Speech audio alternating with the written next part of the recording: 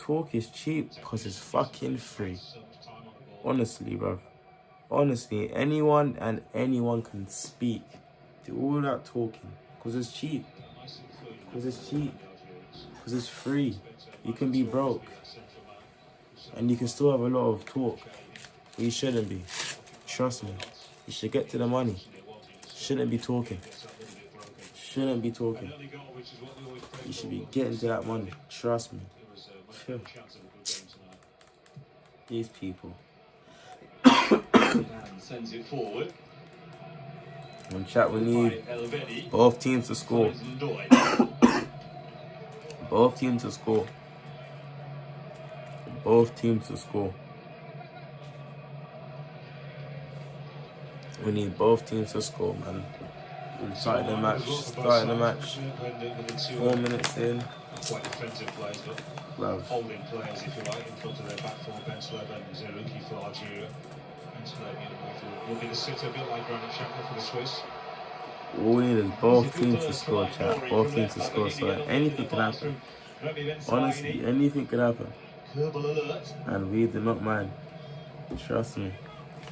We do not mind. We just need them 2 goals. That's all we need is them 2 goals. That was risky. That's all we need.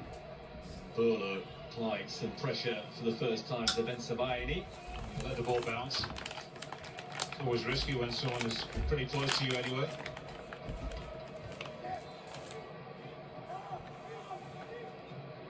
Bentaleb. Massa. Algeria. That's Algeria's. Into Mahrez, who lets it go. Oh my god. Oh my god.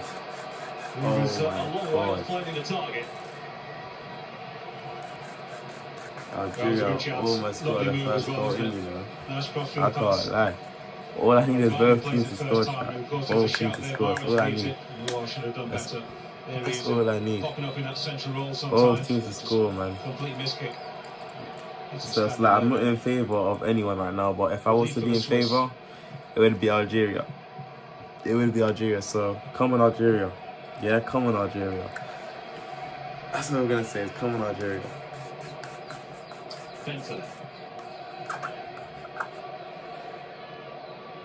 Come on Algeria. Chat, we've got £500 on both teams scoring. $500 on both teams scoring, chat. $500 on both. First sniff of an opportunity. Both teams scoring. Fuck, I've got to concentrate. Scoring. Chat, sub up, man. Sub up.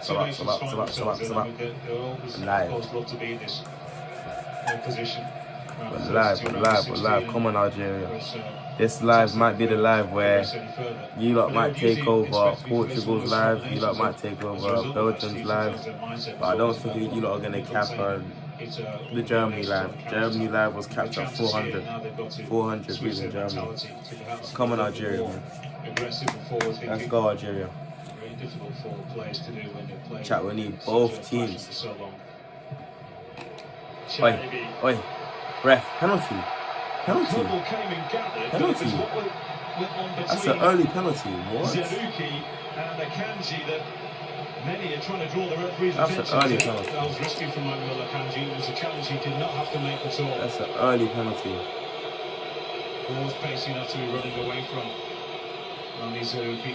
Right now, Algeria's attacking. Any kind of contact that is deemed unnecessary in the box like that. Get Pino last Oi. Lucky boy. Already has been dispossessed. Oi, the fight in Algeria. The fight in Algeria, chat. The fight is mad right now. Algeria, and the more inventive, not the way that they tried to make things happen. The fight There was a much better side when they played with mad. The Algerians. So they had a golden period really between about 2018 and 23-24 on AFCON level. Champions, of course, beating Senegal in the final 1-0. 2019, I think that was. threats, and then somewhat found themselves underwhelming in the defence of that title the next time around. And have been largely as if the weight of expectation is suppose a relief as well. Sometimes that emotional come down after such a big victory has been difficult for a lot of the experienced players to recover from. The last chance for quite a few. I feel like nothing's gonna happen until we're like 30 minutes in. Mahrez winning his 120th cap tonight. Do you know what I mean? Looked as if he was I don't think nothing's gonna happen. We're going to see that replay again of unnecessary, really. You usually get a shot from the goalkeeper as well. It's an accidental come together with the feet, but he's leaning into him, is Akanji. Wasn't getting to the ball, was he, Zerouki, which might be the thing that ultimately spared Akanji. That threshold, of course, inside the penalty area is usually a lot higher than it is out. Okay, getting the ball moving forward is Zerouki. Go on, Algeria. Go on, Algeria. You know what it is, though? Algeria's doing all this attacking shit. They might get put on their back foot, which I hopefully they don't. You understand? I want them to win. But right, Switzerland. For the first time on the move, Johan Manzambi Switzerland. has done brilliantly. Oh shit, they gotta go. They gotta go. They gotta go, chat. Switzerland gotta go. Switzerland gotta go. All we need now is fucking... All we need now is Algeria to get a goal. Algeria to get a goal now. The finish might have been routine. We need Algeria to get a goal, chat. Far from straightforward. Just Algeria. Well, we need Just to talk more Algeria, about these chat. younger players. Should we speak of a superb run from Manzambi? Just He's ghosted Algeria. past that Algerian defence, and it looks as if perhaps he was going to run out of the room, but he kept his composure, delivered the comeback, and Bola needed that goal. A couple of chances he's had in previous matches so far. And it always looks easy when you put yourself, when all of a sudden it's there and it's a simple tap, and it's never, because you've got to anticipate, move into position. All we need right now is Algeria, chat. That's great play, isn't it? Algeria needs to score. Algeria And a needs to super fucking cutback. score. Yeah, nice I kind of check sensed as they were well. going to score this early, though. Checked and then I ain't brought gonna himself lie. back around Mindy for the second time. Great play from the youngster. Yeah, he doesn't have to look, doesn't need to, shouldn't have to. And Bola gets a little bit of luck, he gets across. Ryan Nouri's keeps that in play, no question that's going to be checked. Doesn't have Come to on. be. And Bola sticks Come his on, way up, Algeria. just wants a It's deflection. only one goal. Good diversion with the goalkeeper. Zidane beyond It's his only one near goal. post. Just had that little bit of fortune, comes off his calf. But it's a great goal. Scored by a player who is in a glittering run of form in front of goal for his country. He scored from the penalty spot against Qatar in the opening game of the World Cup for Switzerland, and it's now 11 in 16 in the colours of Switzerland for Breel Bola. Yeah, the penalties always go down. Alright, of chat, course, I'm as gonna a goal, start but playing strikers really don't £1,000 feel as if on these games. they're truly in I'm gonna tournament start or in playing a rich £1,000 vein of form on unless these they're games. scoring from open play. Unless you're scoring back-to-back to penalties, I suppose. And maybe you get used to it, but you like one from open. It always makes you feel a lot better.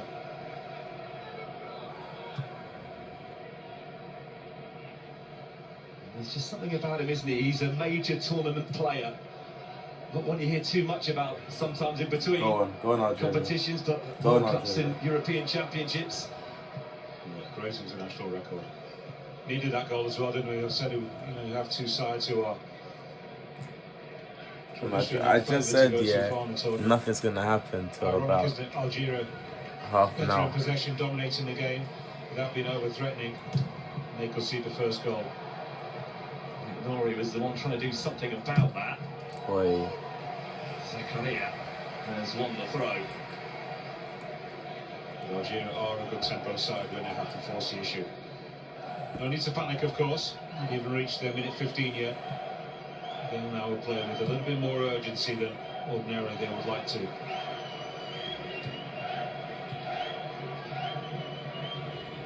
Last time Switzerland won a knockout tie at a World Cup, they needed a replay to do it. 1938 had 2 goes at Germany before seeing them off by 4 goals to 2. They are in front though tonight. Is in a situation from which they can have some control. Go on. Unlucky. So tapping it in the end from a situation that offered surprise. I don't know if he was passing or shooting. I don't know. Yeah, miskicks one. I don't know. Very early on in the game. Almost looks as if he didn't want to shoot to be in. Oh, that's a really tame effort. Once again, Ami Zaruki's made a great run for the middle of the park. She just wasn't there early enough for Samara to try and pick it out. Something that the Swiss have got to pick up on and make sure that Zaruki is challenged heading into the box. Ndoye. And past his fellow Premier League player, Nouri.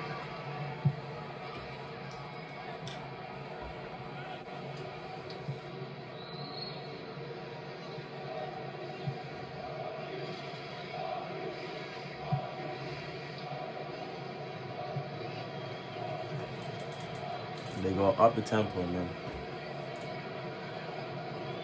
Zambi, the creator of that goal.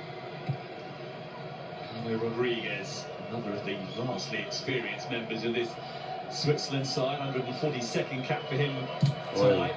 Manzambi, off he goes again. He's already thrilled us once. Now looking to create for Ndoye. Schürrle. Algeria's goalkeeper is struggling. He is struggling. I don't know what he's doing. He's stumbled. Yeah, doing lots of great work on that left side of the Swiss.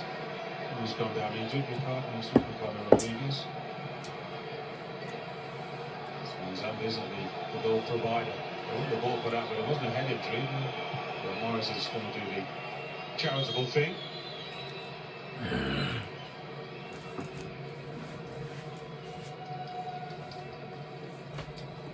It would be unwelcome if Switzerland were to lose I don't think influence Switzerland is of losing. this player. I don't think Switzerland. That's why I didn't pick any team to win. I just picked both teams to score. Decent touch, that's a great chance for a shot. And Zambi didn't get hurt there. It was when he was actually a 50-50 challenge, actually, which he won. I think maybe caught him in a very delicate region. Yeah, Zachary just doesn't get his body in a good enough situation. Unable to turn it around, twist his body as Vargas is coming in from the far side. Challenged by Rafi Belhari, nothing wrong with it. Hit him in the stomach. Not sure why he stayed down on the pitch, to be honest.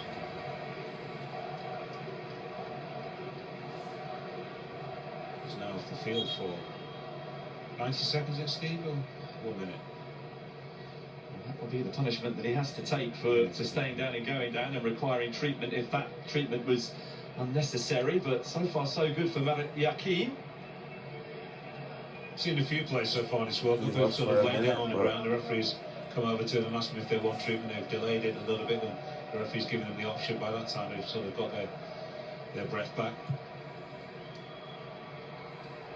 These youngsters don't know, don't they? To be a little bit more singing.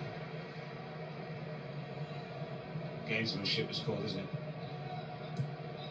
Cohen, Algeria. There have been some welcome initiatives to keep the game moving, even if we do occasionally despair about the half hydration breaks, which somewhat pull the handbrake up on some of the action that we've seen at times. Yeah, the 5-second rule for the throw-in, I think, is excellent. I'd like to see that brought in domestically. Some quick corners as well to make sure that you don't lose that set-piece advantage. Ben Sabaini. And Zambi's still awaiting his reintroduction, so Switzerland remain with a deficit for the moment. Oi. Unlucky. And Nouri has the ball. Unlucky. From Unlucky. eventually I blocked. thought, like I told you, Algeria's got some fight in them, chat. Algeria's got some fight in them. Mahrez. Kanji nods it down and completes the clearance. Oh, Banzami was in there. Just come back on the pitch. Algeria's got some fight in them. The Algerian back line.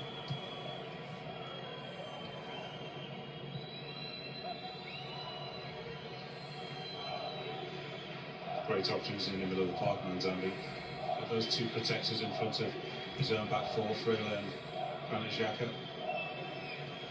He's got freedom almost to roam exactly where he wants.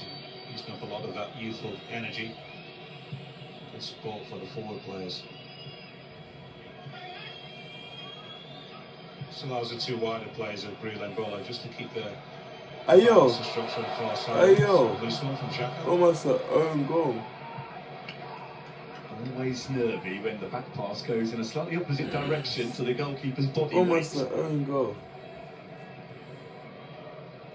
Sensibly at least wide of the goal, which it's a talk to do. How does anybody ever play a back pass on target? Madness. Well, if the goalkeeper's standing right in the middle of the goal, I suppose you've got no option really. I'd make him work for it. They don't like being sent wide.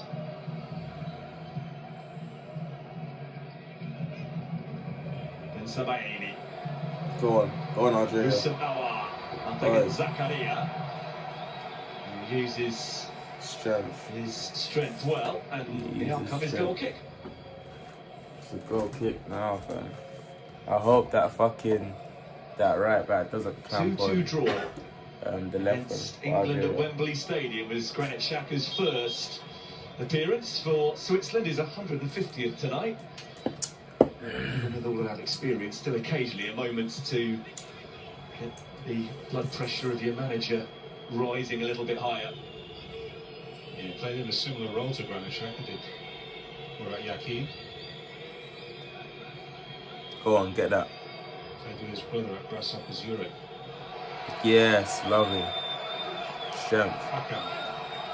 Quite a few years younger than Swiss. That's not their ball. What? And is well travelled and well connected. How is it their ball? I'll take that as a compliment, Steve. Absolutely was intended as one of them. It's not Lovely. quite being called a journeyman. Is that what you're insinuating, Steve? Would not. I rely very heavily, Fair enough. on your experience whenever we are sat alongside each other. Zerouki has just been outmanoeuvred there by Manzambi. Strange, actually, the tempo sort of dropped since we've had the only goal of the game so far. Swiss have not overly pressing. It's been a steady game without being super exciting. There's Nico Elvedi, who identified some space to burst into. She's some great action in the knockout matches, haven't we, so far? No surprise if this one warms up nicely.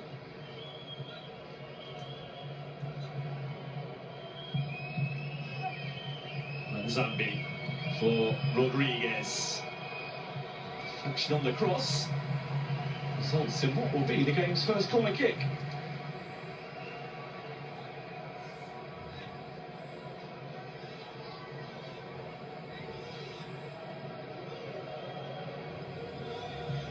Came off Rafik Belkhali, who The corner.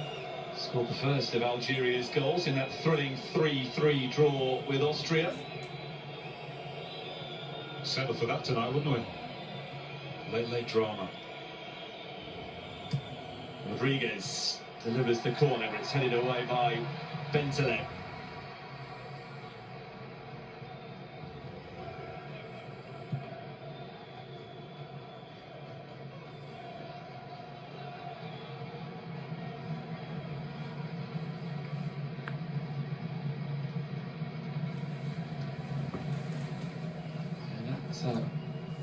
That high-scoring draw, one of the games in which Algeria have demonstrated their resolve at this World Cup. They came from behind against Jordan in their second game, crucially to win that 2-1, the game they identified before the tournament as the one they had to win if they were to stand any chance of getting out of the group, and they found a way to get that done.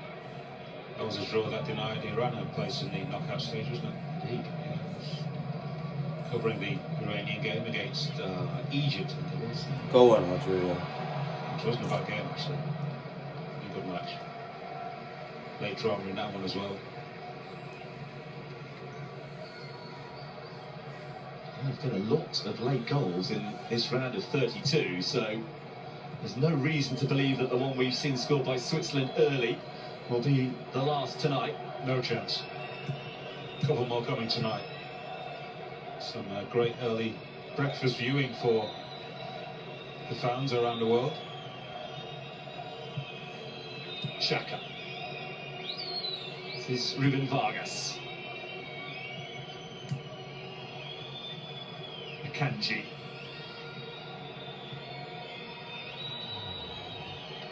Xhaka for Remo Freuler. Zakaria on the move. Lovely defence. Couldn't get his cross away cleanly because of the work of Ryan Aït-Nouri.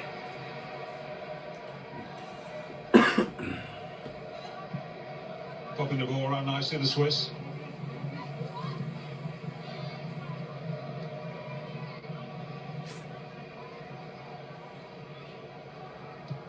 Ndoye's throw. Gets it back from Zakaria. Here's Manzambi. Gets the ball at every conceivable opportunity. Akanji. Swiss squeezing forward. Ricardo Rodriguez. Very disappointing. He's a good technician. The veteran Rodriguez. Good to hydration break. We don't need to say when you do it, to be honest. The booze tells everything. 25th minute.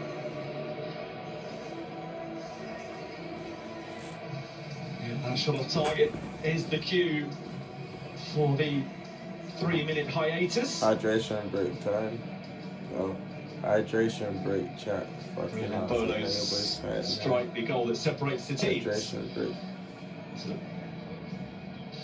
Well, Wimbledon coverage continues across the BBC tomorrow from 11 AM. Draw your attention towards BBC Two and iPlayer in particular.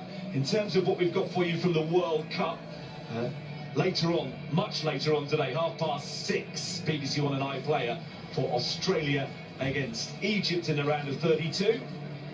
And you can stay in touch with all of the news from around the World Cup with the Football Daily podcast, which is available for you to listen to and download via BBC Sounds.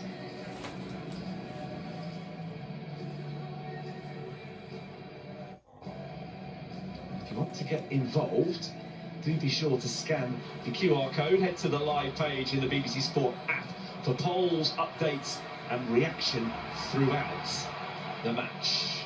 Ethan, what's your verdict on what you've seen so far, and in particular that Switzerland goal? Well, it's just great play, isn't it? Skill and composure from Johan Manzambi. It's a great feat as well. Once he gets around Mandy, it's a little shift from right to left. The speed at which it's done. It's actually not what they've done to the Algerians, it's the speed at which it's happened. And it's most of it, pretty much all of the good stuff has come from Manzambi. Vargas on that far side as well. They tend to, well, they've done well to actually draw Algeria or keep Algeria in the middle.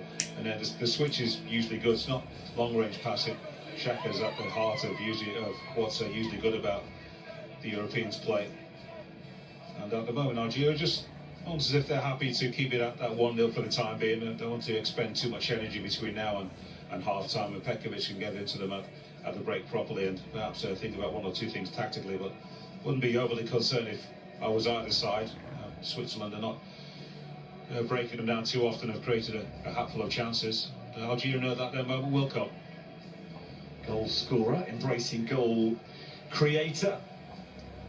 Does have history in this sort of fixture at the World Cup as well. Bril Mbola, who scored the only goal the last time that Switzerland faced a team from the continent of Africa at a World Cup. That was a 1-0 win over Cameroon during the group stages of the 2022 Cameroon. I forgot about Cameroon. edition of the tournament. I forgot about Cameroon, Jack. He can celebrate, of course. He's of Cameroonian origin.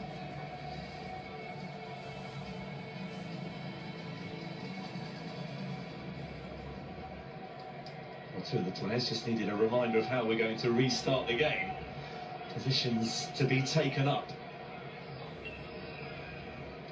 One of the referees, I can't remember which game now, blew up for the hydration break in the middle of a counter-attack a couple of matches ago. I wish I could remember. In fact, I'm glad that I don't remember, to be honest.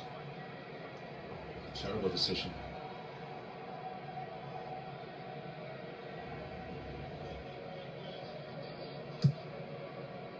Lucas Zidane gets his restart, and he in Algeria's first 2 games before Ben Bot took over for that crucial final group game against Austria, albeit a game into which both nations win. Fairly certain that they would progress. Helps, doesn't it? You can bring a few new faces in. I always think that's so important. People talk about losing rhythm when you make changes like that, and I think that's the chance that you really should take. And keep everybody in the squad as engaged as possible, and the only way to do that is to let them see some minutes on the pitch. It's Nabil Bentaleb, survivor of the last time that Algeria qualified for a World Cup in 2014. Oh shit, my bad, Charles. This man, Asamondi, is the only survivor of the game that saw them exit the competition. Come on, Algeria. Right at the very end, Come on. having taken Germany to extra time in the round of 16 tie, Mesut Ozil goal in the 120th minute is what sent Algeria packing on that occasion. And what a great match that was. Cool.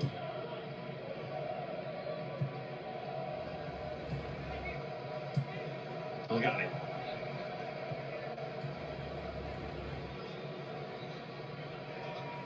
Here's Mondi again.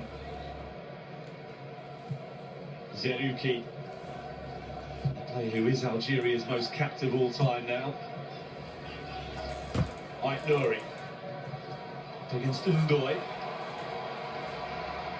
who is emerged with the ball at his feet, and now with a free kick in his favour for the challenge by the back-tracking Ait Nouri.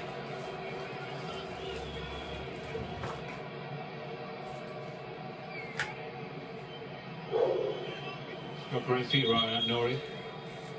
He's accomplished and he's comfortable with the ball at his feet. There's quite a lot of wingers just have the tendency on occasion to overdo it when the simple pass is on.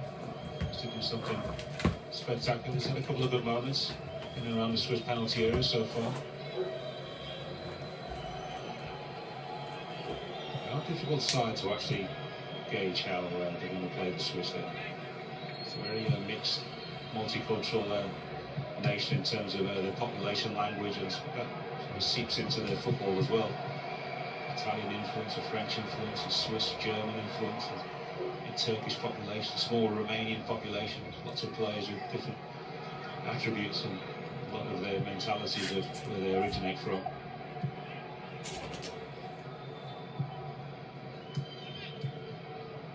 Ricardo Rodriguez for Ruben Vargas. Granit Xhaka. Ndoye. Pass was on there, wasn't it, to throw it? Refused it. Vargas. Away from Belgali. And again, Ruben Vargas. What a run this is. Eventually smashed away by Nouri. Yeah, that was great, wasn't it? Just a little bit of a smile to himself, actually. Just off balance. Algeria just to do well enough to make sure that nobody overcommitted himself and dived in. Manzambi. He goes once more. This time Bentaleb is there as an extra pair of feet to deal with him, and then Manzambi has caught Rafik Belgali.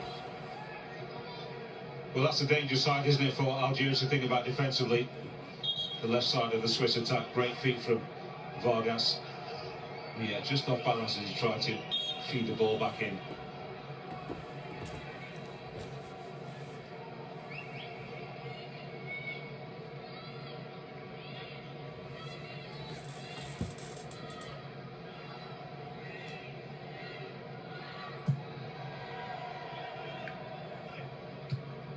He's counting down in the crowd. The referee's job for him. I feel that might be somebody trying to instigate a Mexican wave. In my experience of such misplaced countdowns. Come on, Algeria. Come on. Come on, Algeria. I know you like your trivia, Steve. Come on, the Mexican Algeria. wave is that should be the North American wave. Come on. Started in college football, I think. It was back in the 80s, I believe. Don't know how the Mexicans seem to appropriate it. But it's theirs now, isn't it?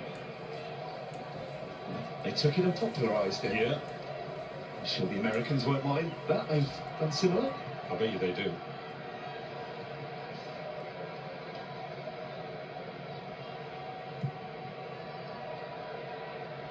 Mexico-US final. What do you think, Steve?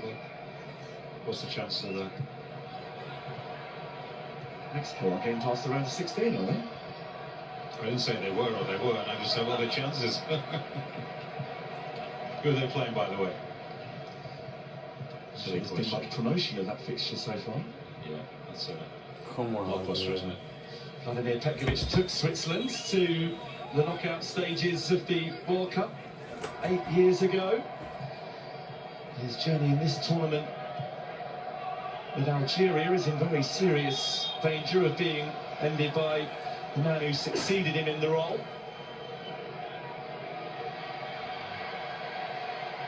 Yeah, I never ever discount the Swiss at major tournaments. You don't ever see them as winners, of course. That is, shouldn't know that face.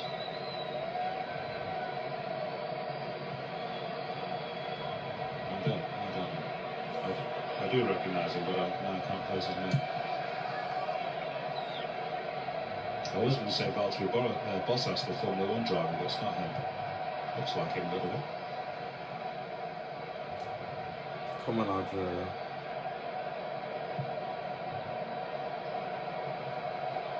Was it ice hockey player? Was that Steve showing me something like that? There's some NFL players in attendance tonight, which I'm aware of. Yeah. Not up to speed these days with the NFL. Here comes Manzambi. He's got Chaibi in pursuit, but he reckons he's got the beating of Ferenc Chaibi, and he certainly did legitimately. First yellow card of the game goes to Algeria's number 10, Ferenc Chaibi.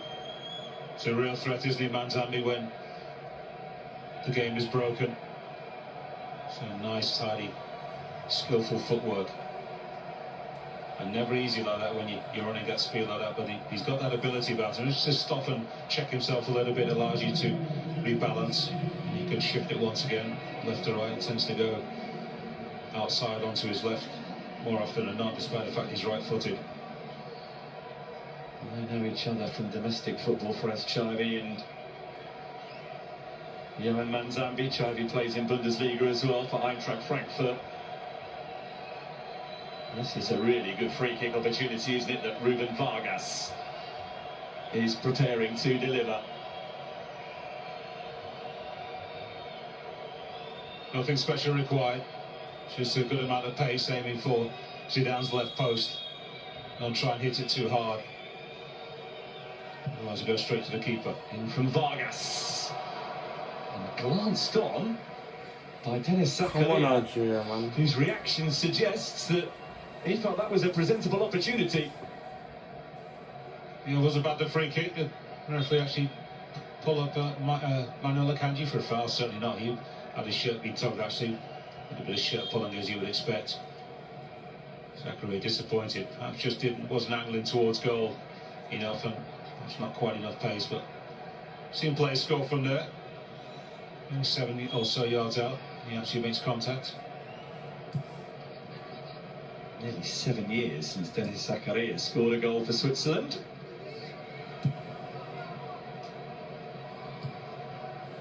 Kanji wins the header. Xhaka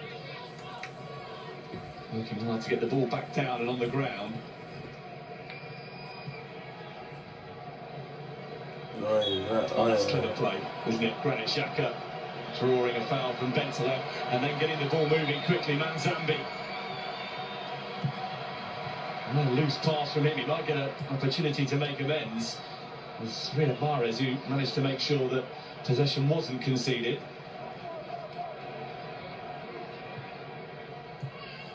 Ref. And Ndoye has been penalised, and Houssem Aouar doesn't want to know anything about an apology right now.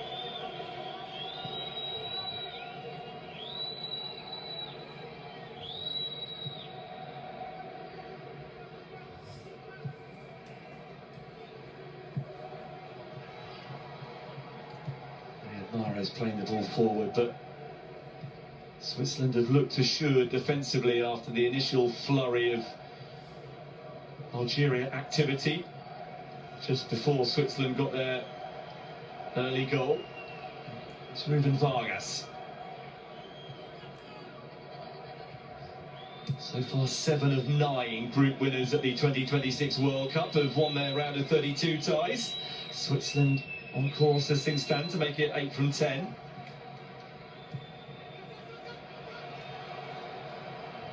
Here's Ndoye. Burlow is the target. Mondi does the defending. Well covered. Ndoye's clearly onside. It's a difficult one to actually turn goalwards when you've got a defender right behind you. Burlow, in fact, didn't make much contact at all. Only wanted a goal kick. Clearly it was a corner. I mean, once again, Steve, this is another set piece. Good opportunity for the Swiss to try and load up in the box. In from Vargas. Away by Bentaleb.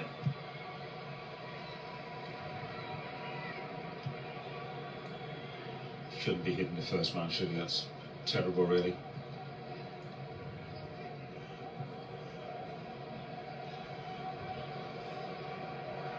Plays like grasshoppers Europe now, as they used to get pulled out by Roy Hodgson. He used to either overhit a free kick or corner or not miss the man at the third post. He would turn red with rage. Aouar. Mahrez, who's been starved of the ball in advanced areas. And Sabaini. Looking for Mahrez now. And a glance off the head of an alert Ricardo Rodriguez.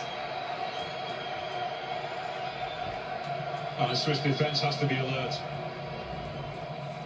Conceded very little in terms of possession. That one chance for Usamawa long before Brulin Bola scored the only goal of the game so far. These are the moments when they just got to make sure they don't switch off. Algerian corner delivered by Riyad Mahrez. Headed away by Mbolo. Flag just beyond the extremities of Ibrahim Maz's capabilities. Bentaleb is down but isn't going to stay down.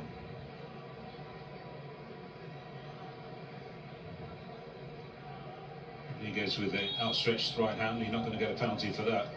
Once again, a player gets tapped in the stomach, chest region, stays down for a long time. And if your team gets counter-attacked and you're a man like the midfield or defence, that's really poor play. Such an experienced campaigner. Freuler forward. Ndoye unable to bring it down. Zerouki. Aouar unable to control. Rodriguez gives it to Manzambi, which seems to be a good ploy. Heavy touch though. Well spotted by Valgali. Lost track of the number of times that Manzambi's picked the ball up in almost the identical area, isn't it? Just about 10 yards inside the Algerian half, completely unchallenged, moving in that inside left channel. I'm not suggesting that anybody man marks him, but the closest person just got to get to him as soon as they can. Aouar. Fired goalwards by Fares Chaibi. It's a straightforward save for Gregor Kerbel, who's not had to work terribly hard thus far. No, he pleased. Another comfortable take for the Swiss goalkeeper. I think it's really got to be somebody from the back four who's got to come out and make sure that Manzambi doesn't get the opportunity to control the ball and let it run across his body and then charge down on it. He's got 4 players back there who can see that play developing from that back line, and one of them has got to get himself out. So there'll be at least 2 players behind at all times. Bentaleb for Ben Sabaini.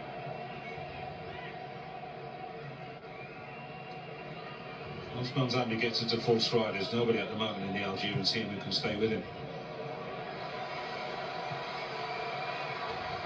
Shaibi. Ait Nouri. Hussein Awar lifts it up invitingly. But just beyond the reach of Belghali, who got forward well.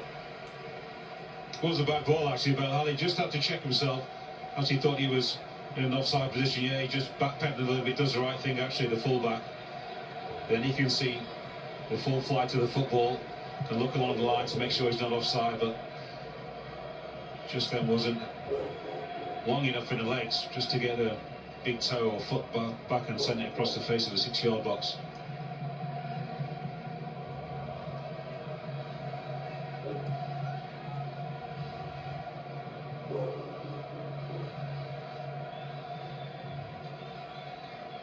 Playing within themselves, Algeria, at the moment. So it's an experienced outfit that knows that there's a long way to go in this match. They don't need to be making it too end-to-end and too open at the moment. One goal separates the two sides, and I think that can't be turned around. Perhaps even at the end of the first half. Back pedal from Lucas Zidane to make sure that there was no chance whatsoever of the towering bounce on the ball being one that deceived him. There's Nabil Bentaleb. Upon a time of Tottenham and also briefly Newcastle. Ait Nouri. Wasn't much space to work with there as he went for the return from Awar, and we tick into 4 additional first half minutes. Jeremy Doku wouldn't have gone on the end of that one too. It's an electric pace off the mark.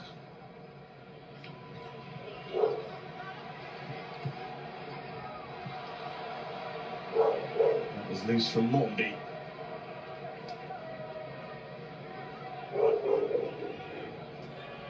He left the Swiss job, Vladimir Petkovic, after taking him to the quarter-final of the delayed 2020 Euro.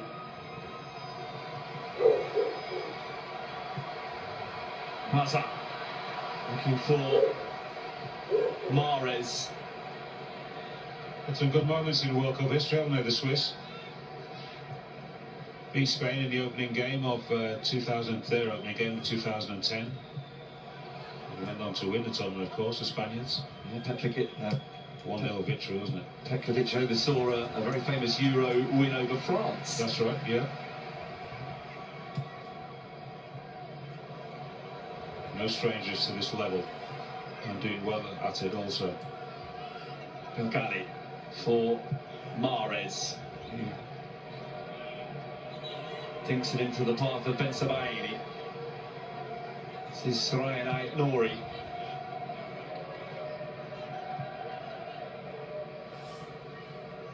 Mondi. Mahrez. Belghali. In for Mahrez. And they've got players to spare, Algeria. And that is about as presentable an opportunity as they've had to equalise. Not taken by Ibrahim Maza. That was a good chance. Very good chance. Oh, I think almost got in his way. Well, not too much, actually. He actually sets it up for his teammate. But then just... That's a poor swing. Rushed it a little bit out. Well, very anxious, actually.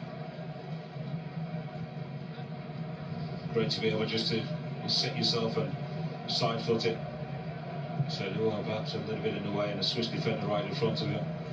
We're in 47 or nearly 48 minutes we've played. It's about the closest they've come, actually, isn't it? A couple of tame shots on target, but nothing really to trouble Gregor Kobel so far. It's a sparkling season for Bayer Leverkusen in the German Bundesliga. Ibrahim Maza and has showed flashes of his capabilities at this World Cup. In fact, the group stage of this World Cup, no player had more dribbles than Ibrahim Maza did. And he's in some pretty good company in terms of players who like running with the ball at their feet.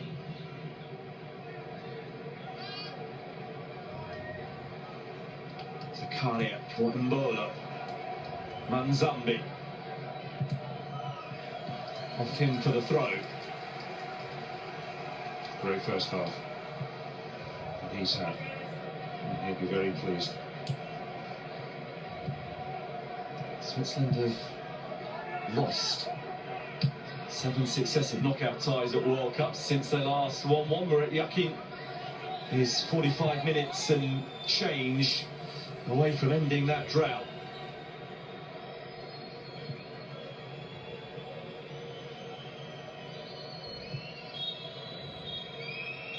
Very satisfactory first half from a Switzerland point of view. The early goal scored by Brian Mbolo, created by the brilliance of Johan Manzambi, is the one that has prized the teams apart, and is how they remain after 45 minutes that Switzerland will feel that they've in the main been in control of, but we have seen enough from Algeria to suggest that they are more than capable of turning this tie around. Half-time in Vancouver, Switzerland 1, Algeria 0.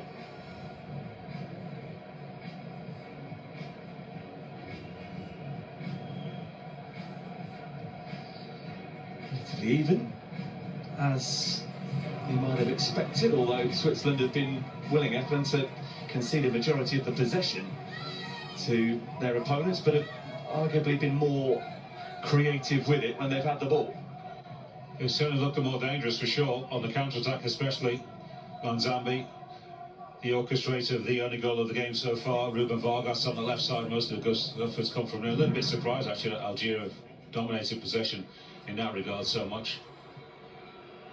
If you can have against the run of play after 5 or 6 minutes, when the goal came it was because Algeria had started the brighter, but Manzambi took matters into his own hands and it was outstanding work. Yeah, the composure, the skill and the balance to be able to get past Mandy's almost not once but twice. Shifts the ball from right to left, so there's the first one, then just checks himself a little take once again with the skill to take it around the defender, and then the cutback. You need that little bit of luck, of course. You get to the bar line, the goalkeeper Zidane is probably out a little bit too far beyond his near post. There's no way that anybody's shooting from there. He can't really affect the cutback either. Good effort this, by the way. The Swiss city of Winterthur, when that goal went in, 6 minutes past 5 in the morning? That is a decent turnout. Isn't it? Super happy.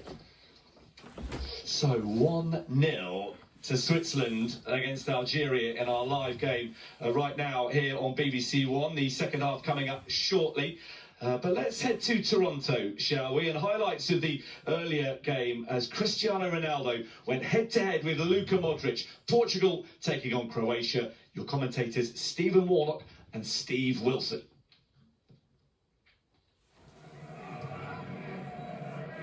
This is the first World Cup meeting between these two. Their first ever meeting was at Euro 96 at the City Ground in Nottingham. Portugal won 3-0 on the banks of the Trent. Rafael Leao has indeed got in behind Stanisic, and it's a really good save, and the follow-up is blocked as well. Bruno Fernandes twice denied, Vitinha with a follow-up.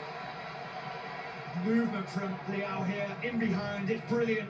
And then you've got to be able to pick a pass, and you can see Bruno Fernandes just waiting for it. It's an awkward one for him because he wants it on his right foot, tries to open up his foot and try and hit it into that far corner. Can't quite open his foot up enough.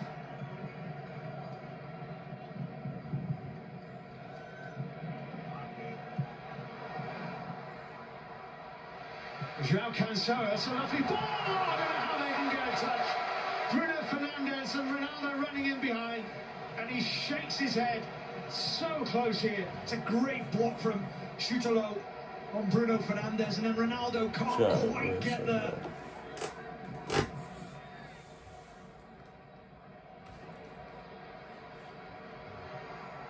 And wide to Nikola Vlasic. This is interesting. We've got 5 or 6 forward here. Vlasic. Stanisic just onside. It's a decent cross. It's a great chance for Ivan Perisic, who slams Croatia in front.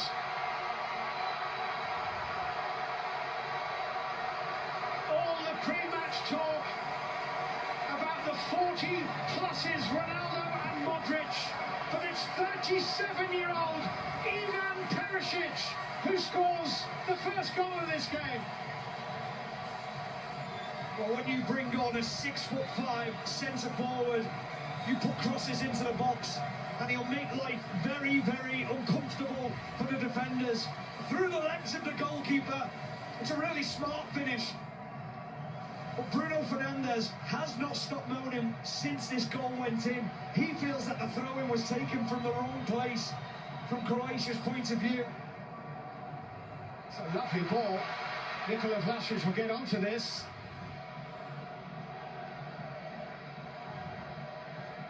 Šučić, Vlasic, keeper not sure whether to come on, and it's two! Matanovic has put it in the net and the flag's up. It'll be checked. Yeah, he's offside. I think he knew it straight away.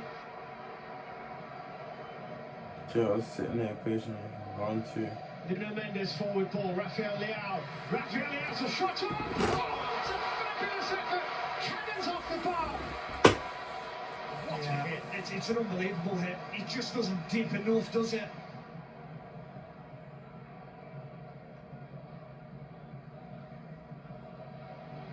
In towards Ronaldo. Great control! Oh, what a goal! Offside! Ronaldo's moment is extinguished by the offside flag being waved by Isaac Bashevkin. There's the confirmation of Ronaldo making his run just a fraction too soon. I said it would be his shoulder. Well, there it is.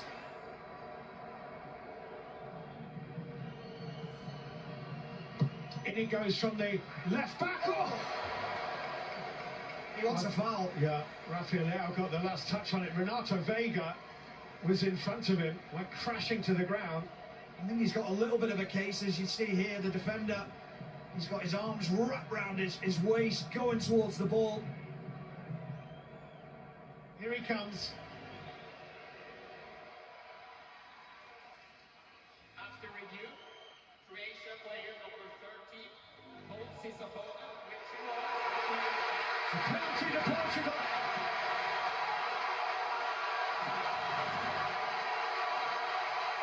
It's Nikola Vlasic with the foul.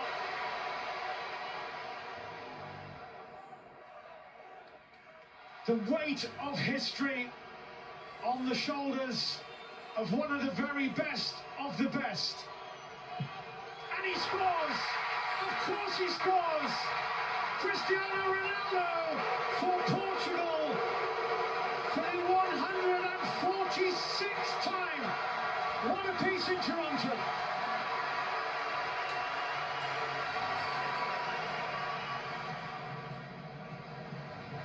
Kovacic works it wide to Mario Pasalic. And that's going to fall to Matanovic. Matanovic, but he's beaten Nuno Mendes, and he couldn't beat Diogo Costa. What a game this is. I mean, what an effect this guy's had on the game, Matanovic. And what a goalkeeper Diogo Costa's been in this second half. Couple of moments, big moments for him. What a pass that is. Lovely ball, Šučić for Croatia! Offside! He doesn't know it yet, but he's offside. He does now. Well, this is going to be tight, Steve. It will be ever so slightly offside just by the initial lean again. And Cristiano Ronaldo is being taken off. He's not happy. He is not happy at all. Well, is this the end of his World Cup career? It's his 26th World Cup finals appearance. He scored his 11th goal, and now he can do nothing to extend his career at this level. He just has to sit and watch.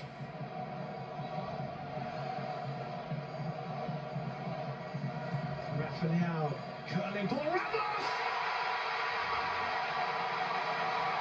It's a brilliant header, and it might be the winning goal in Toronto. A standout moment, a stand-up moment from Gonzalo Ramos. Well, it's all about the ball. The ball from Rafael Leao is an absolute peach. But you've got to go and attack it. You've got to get above people. And Pongratic, as good as he's been all game, he gets caught flat-footed. Ramos gets the jump on him. It's a glancing header. It's a brilliant header. And he's made big decisions in the second half, Roberto Martinez. And they've come to fruition because his team looked like they've just pinched it at the end.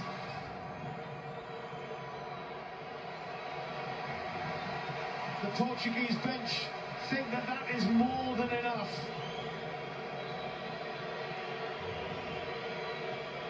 In goes the cross, Matanovic gets a flick on it. It's in!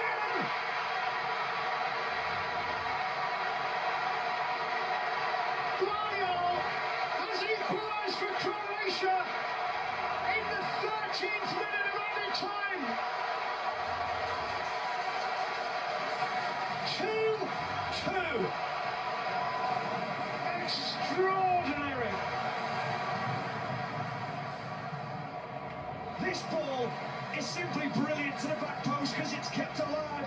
Could it be offside though? That's going to be the question. Matanovic into substitute Pasalic. It's whether that's a touch, and that's what they're looking at, nothing else. Because if it does take a touch off him, Pasalic is in an offside position. Croatia player number 20 touched the ball and headed to the goalscorer. Final decision, offside. Croatia are out. I don't think there'll be time to kick off. There's just, bottles are now raining down from the Croatian supporters behind the goal being defended by Diogo Costa.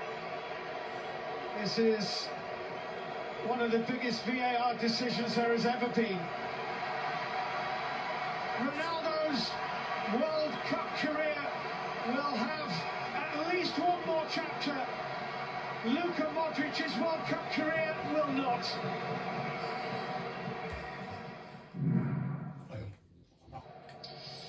Well, that moment of controversy and incredible finish means it will be Portugal against Spain in the round of 16 after Spain beat Austria by 3-0 with 2 goals. That the second of them from Mikel Oyarzabal.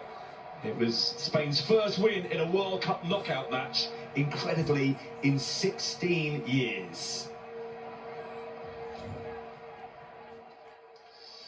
Starting to take shape, isn't it, the brackets? Not too many places left to be filled, but one of them crucially has been taken by Portugal earlier on tonight. They will now face Spain in Dallas on Monday at 8 o'clock.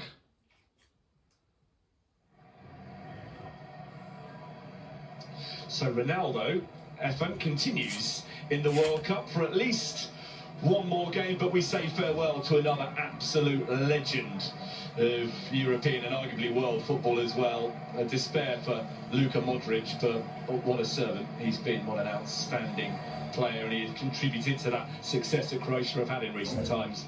Absolutely, and ancient times as well, if you like. You know, a true legend of football. One of the great midfielders of the last 25 years, I think. Luka Modric, quite rightly, will get a lot of plaudits. Shame that it has to end like this, but it happens to everybody. You were shaking your head as we watched the highlights from the game from earlier on, Evan, at the disallowed goal. What do you make of the way that this was unpicked by the officials on and off the field? Well, the officials are always right, aren't they, in the end? And they get lots of angles sometimes that we don't see, but there's nothing that, from the angles that we've been shown, and we've now seen it multiple times, to suggest that Matanovic, I think it was, who they say got that touch. It was Vlasic, I think, on the far side to poke it back. You know, there's nothing to say there that he got a touch, and he has to be conclusive, doesn't it? They have to be certain that he was touched by his own teammate, and I don't believe it was. But there we go, the decision is made. Croatia will feel extremely hard done by for what was a fantastic match. So we won't be seeing any more of Croatia at this World Cup, but there is lots more to bring you across the BBC. Get ready for the Trailblazers. I don't know how many Brazilians actually know that story, that Scotland introduced them to football. Cheers, Scotland. They're afraid. Come help fix England with me. They have shaped an entire era of football by being at each other's throats. Celebrate the rivalries and the legacies. Discover the stories behind the beautiful game on BBC iPlayer.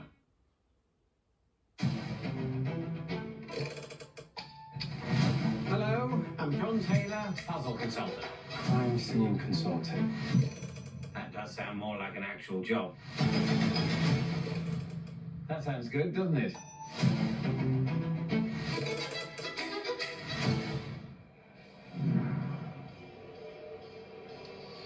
If you're watching any of the World Cup matches live or on BBC iPlayer, then you do need a TV licence. Scan the QR code on your screen to purchase. We are ready for the resumption. What is the 13th of the 16 round of 32 ties at the 2026 World Cup? Now, as things stand, it is Switzerland who will be joining the list of illustrious nations who have made it through to the next stage. Can Algeria do anything about it in the second half to overturn that Breel Embolo first half goal by which the European nation have the advantage?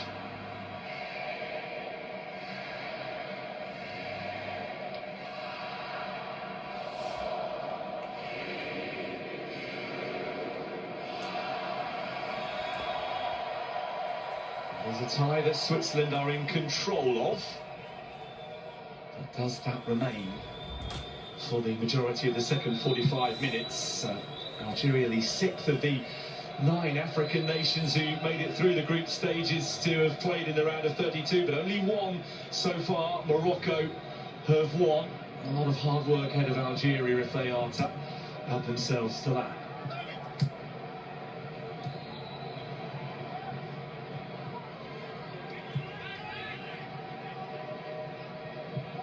It looks like Switzerland have to seize the initiative. Embolo was the target. And they might get another cross in his direction now. Swept away though by Algeria, and then the follow-up is in. Danendai, right at the start of the second half, has doubled the Swiss lead. And now theirs is a position of real superiority.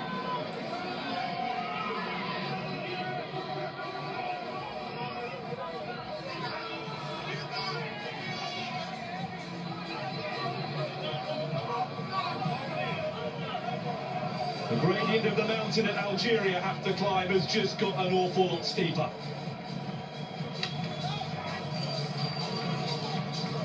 Absolutely. Not quite Mount Everest, but steep enough, more like K2 perhaps. Awful defending right at the beginning of the second half. Danendai with great composure, set himself completely unchallenged, and on those occasions, players can't fluff their lines. It wasn't a great pass, was it, from Ben Zaibi out to the left back, right now Nouri. And in stepped Zakaria. That's a great finish. And it was an awful clearance in the middle of the box, and Zakaria just opens out his body. That's deliberate. Sets the ball pass. Side foot with power. Zidane gets a little bit of a touch on it, but really can do nothing about it. They've seized the opportunity. Now is desperate times for Algeria. Somewhat gifted, and they'll be happy, the Swiss. Considering how tough they have found it, Switzerland, to win knockout ties, not just at the World Cup, but at the European Championship as well. This is a position that they have very rarely found themselves in, and whatever Vladimir Petkovic had to share with his team at half-time about getting Algeria back into the match, well, immediately it's got to be a rethink, because they've got to up the ante even further. They didn't include 2 defensive errors inside your own box in the space of about 3 seconds. Terrible defending. There's that saying, isn't it, that at this level it always gets punished, but in truth at any level it gets punished, doesn't it? If you play non-league football on park pitches, and you'll see players doing that, and somebody nips in and scores. It's just amplified and magnified at the rarest of levels at all. Champions League level and indeed the World Cup, the most famous sporting competition in the world. They'll have to come out of their shell pretty soon, the Algerians. And for much of that first half, Steve, they actually played in third gear, which I don't think because they were forced into, just they were happy to. Hoping to take this game into the middle of the second half, and then the Swiss perhaps start to think about the victory line. It will soon be urgency required. Not all that familiar with being in a losing position, Algeria. If you go back over the course of the last year or so, they've lost just 2 of 28 matches, which include the Arab Cup and the African Nations Championship. Begali into a really good area. Effort on target was blocked. Chance for Riyad Mahrez to get Algeria back into the game. Great ball. Super pass in from Wissam Aouar right in the middle of the park. Diagonal stretch in the Swiss defence. And the pick out from Belhadi was absolutely fantastic. Watch this for a cutback. Has a look up. Anybody? Russians at 60-yard box? No. Curls it with pace right into the path of Riyad Mahrez. He really should do better. Arriving unchallenged. Yeah, he's such a good technician. I think it comes off his heel. A proper side-foot connection from Mahrez. It sends it to the right of the goalkeeper, Gregor Kurbo. And he really should have no chance. Encouraged the Algerian supporters that it's not all over. But Denis Zakaria, who had a big hand in creating the second goal for Switzerland, is the one that has blocked that Mahrez effort to keep it at 2-0. Yeah, he'd love to get that one back, wouldn't he, the captain? Well, a bit of an inquest going on between 2 of the senior players, Bensebaini and Mahrez. Not quite the English shouting match that we had between Tielemans and Leandro Trossard against Senegal. There's north of 200 caps between those two, Mahrez and Bensebaini. Not too much that they haven't seen in their country's colours.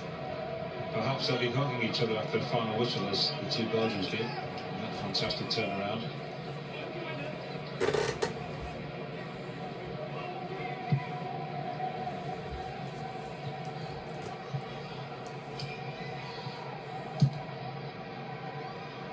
Launched forward by Aknouri. Really stood much chance of beating Kanji in the air. And then the foul on Xhaka means that he can't proceed with the ball at his feet either. Yeah, he was always going to get that. Zerouki was right into the back of him. Xhaka clever enough just to feel the contact and go down. Also after that, immediately after the Mahrez shot, Xhaka showed great composure. He just nodded the ball back to his goalkeeper as if it was on the training pitch. It's great at just settling the tempo, isn't it, when things are not going well for his side. Things are, but he'll keep a lid on it just in case Algeria up the tempo and start to dominate proceedings. Zakaria into Manzambi. This is Zerouki. Mahrez. Chaibi. Boy gets back to poke the ball out of play. What a good finish that was from Dan Ndoye. So easy to fluff your lines there, and you just look to hit it with as much power as you can. Hit a defender, goes straight to the goalkeeper. He picked his spot. It's always a lot better when you are completely unchallenged. Nottingham Forest fans might say they didn't see quite enough of that from Dan Ndoye this season in the Premier League, or the season just gone. Only 2 goals for them, but a very important one for Switzerland here tonight. 4 head coaches, and they had goals from Dan Ndoye. They're about to get a new one as well, aren't they? By all accounts. In a year. In a year. It's amazing how you get any kind of success at all with that turnaround.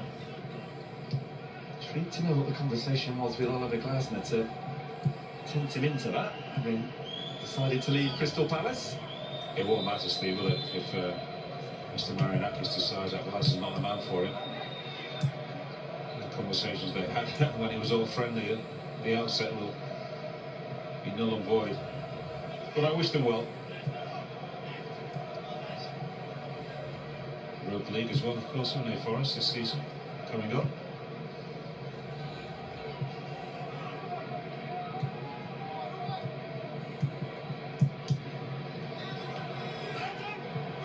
Vargas. Mahrez. Improvised, but no benefit from it other than the throw. The last time Switzerland played in a round of 16 tie at a World Cup, they lost 6-1 to Portugal. Kanji, you've just seen, is the player who scored the goal for them in that game.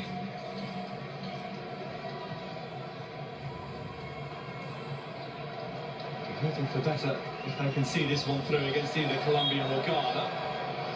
And boy, the scorer of the second goal has just been felled by Bentaleb, who's actually come off worst of the two.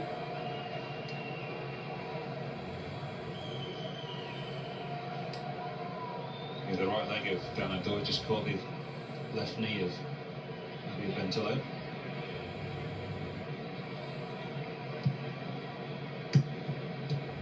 Rodriguez, intercepted by Zerouki. Here's Xhaka.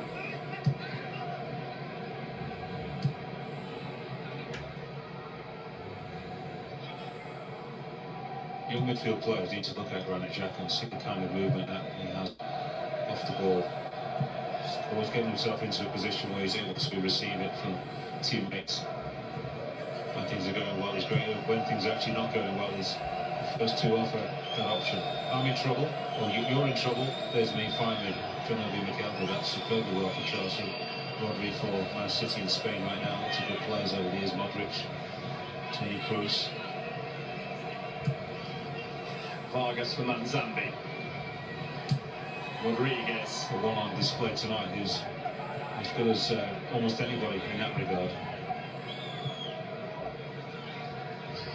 There's Manzambi against Begali. Good work. Didn't quite have the forward momentum that time, Manzambi. They need to build up a little bit of head of steam heading towards the opposing player.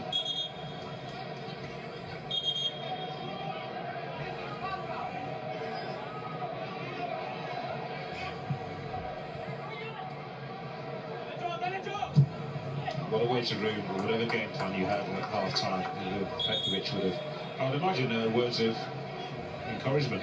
You know, we haven't created much, but they don't look as if they can open us up. Let's just make sure we keep our concentration and discipline for at least 15 or so minutes, and we can start to up the ante. The second goal just takes the wind completely out of your sails. You've been a little bit loath as well to sort of panic as well as the head coach. That's why he's not making any changes immediately, but you can imagine that they'll be coming soon if they don't look as if they can threaten Kerbal in the Swiss goal.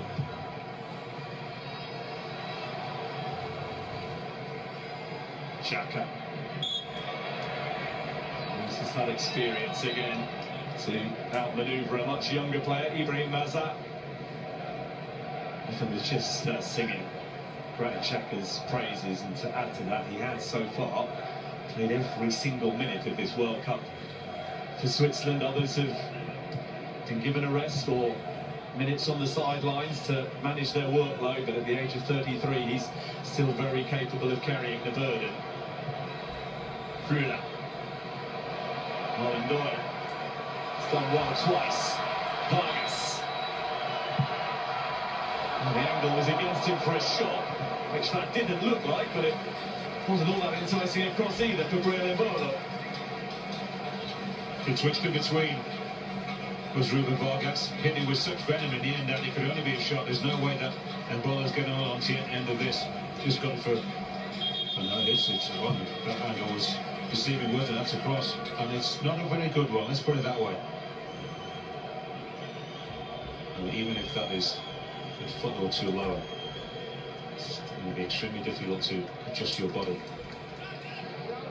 Zerouki and Aouar, they've been withdrawn by Algeria here.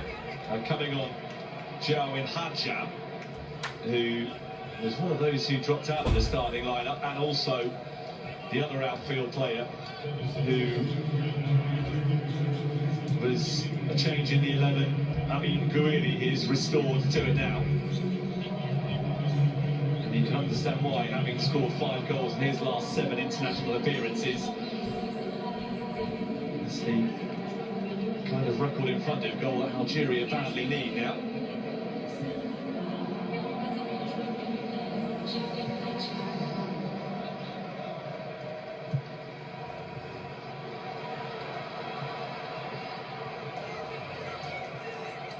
That's well dealt with by Elvedi under pressure. Only substitute Hadjan.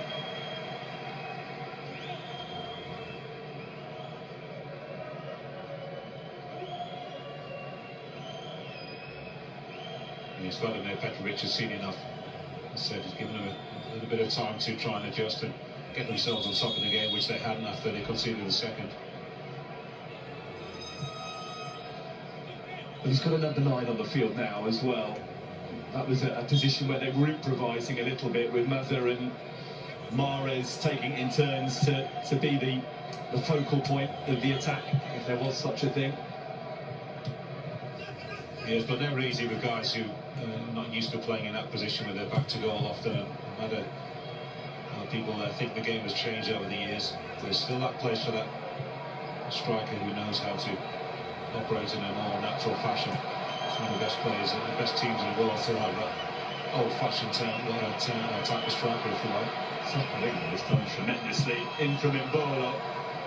And behind off Bentaleb, who is unimpressed with his teammates allowing Dennis Zakaria to make the kind of progress he did there. Completely unchallenged. And a testing cross to keep his composure, Bentaleb, but he's showing signs of frustration.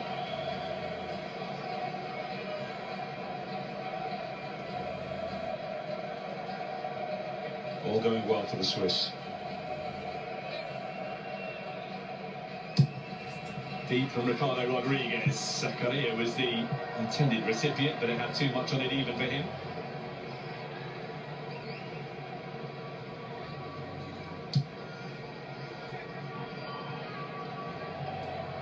Unbeaten in 9 coming into the evening. Switzerland, they have been a tough side to get the better of ever since they lost by the odd goal in 7 in a friendly against Germany.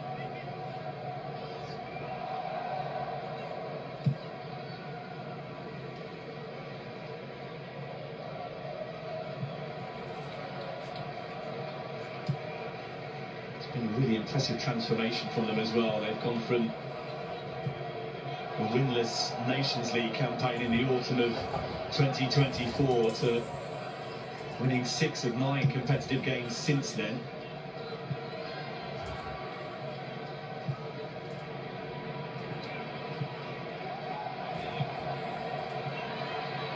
Mazza.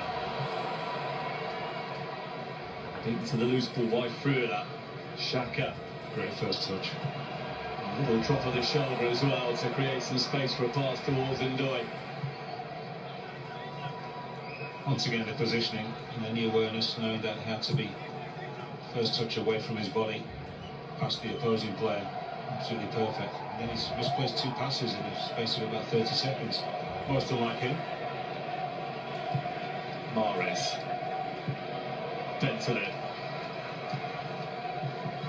Mahrez gets there ahead of Ricardo Rodriguez. It's the Swiss player who wins the throw.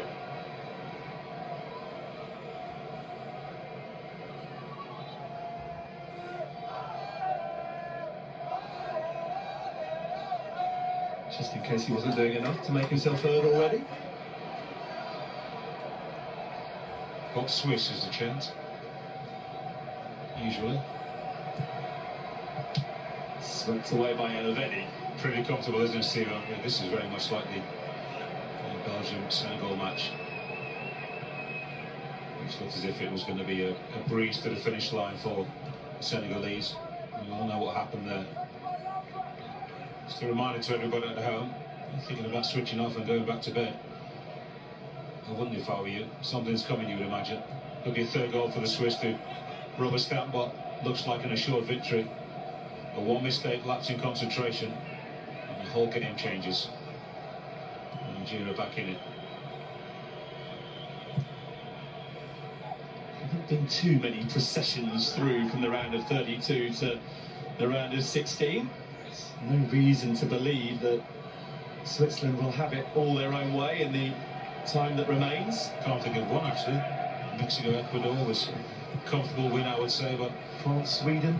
yeah, France, Sweden, yeah, that's been the one. After the initial Swedish resistance in the first half of that game. Bulgaria.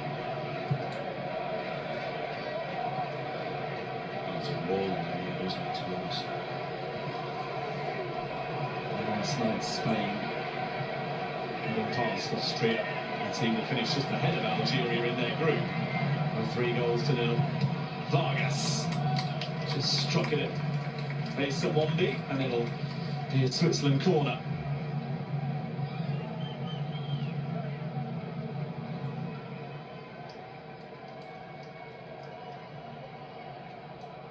Well, I've seen Algeria over the course of the last 5 years or so play at great tempo when it's needed. They come behind to get themselves a point and looking for a victory.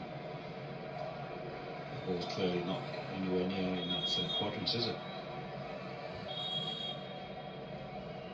Yep, officials have spotted that. Every little advantage sought to be gained. Ruben Vargas delivers the corner, which very nearly got glanced on as required. I'm not quite sure what Ricardo Rodriguez was doing there. He's been penalised, maybe Elvedi as well, from the set piece.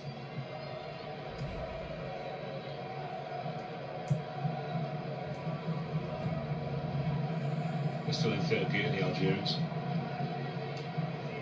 It's as if this is the third game in the group stage. They've qualified already. They don't need to overexert themselves. Not going to happen, boys, unless you force the issue. This is Nabil Bentaleb. Mistake unlikely to come from the Swiss unless put under real pressure.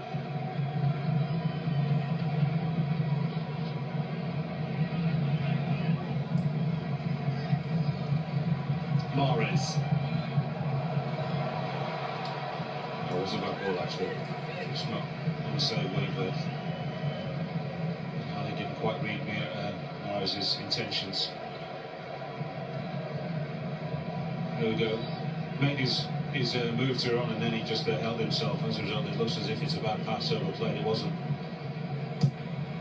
It's one of those who's emerged in recent times, isn't he, Rafi Belkhali? His first choice at right back during AFCON at the start of the year. Hasn't been shaken from that position.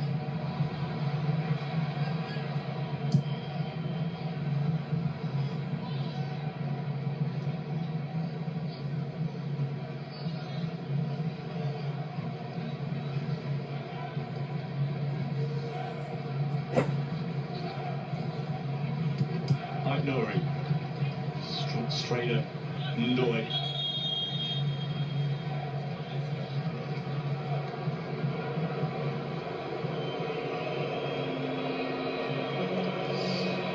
The reaction of the crowd tells you what the shrill blast of the whistle was for. The final quarter of the game is going to require quite the transformation from Algeria, if Murat Yakin and Switzerland aren't to serenely take their place in the round of 16 and await the winner of the tie between Colombia and Ghana. And Wimbledon continues for you later on this morning from 11 AM, BBC Two and iPlayer for the live action.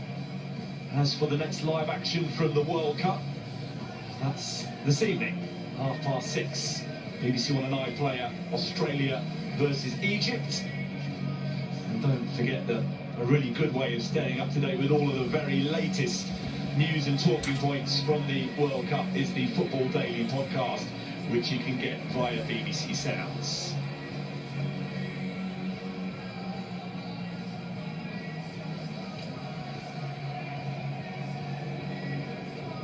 You can scan the QR code on your screen right now. and have your say on the players who have stood out for you. Certainly Yohan Manzambi early on, teeing up Brilliant Bolo for the first goal. Less accomplished was the clearance from Rafik Balgali, which led to Dan Ndoye doubling the lead inside 60 seconds at the start of the second half. Anyone else caught your eye, Effa? Well, that finish looks better every time I see it. Small gap, precision, he found it. Now, those two have been, well, certainly Manzambi in the first half. He's been a little bit quiet in the second half, perhaps told just to run himself in a little bit, and they're not exposed on a counter-attack. Xhaka once again has controlled things in the middle of the park. His presence and leadership, his levels of concentration, they have to be high for a player like him, because he sees a lot of the ball in dangerous areas. And they remain a threat, of course, as well, don't they? Vargas on one side and Ndoye on the other with a super goal.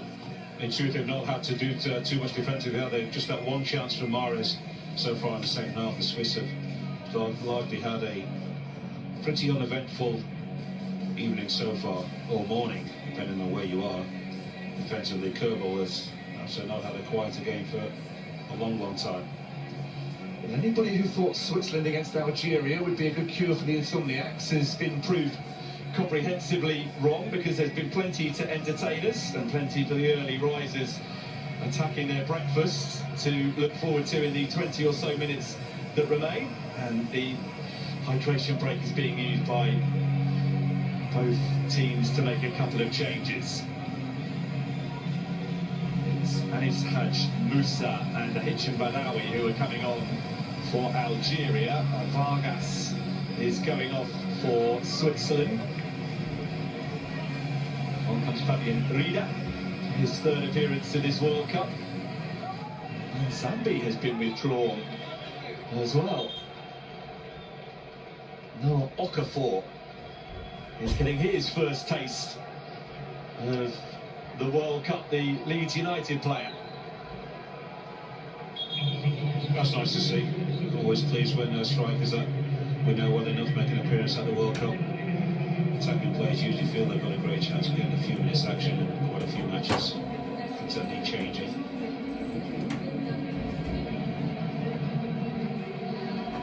Well, he's definitely been frustrated, Noah Okafor, with his lack of opportunities for his country in recent times.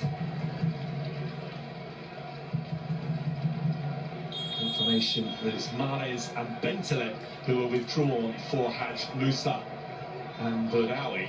Big call to take off Riyad Mahrez with the situation as it is. Yeah, now he's got that magic in his boots, but it feels like Petrovic, the elder legs are not able to carry the team today. And true, as I said, they've been playing in third gear for pretty much all the game, and absolutely they need to be at top speed.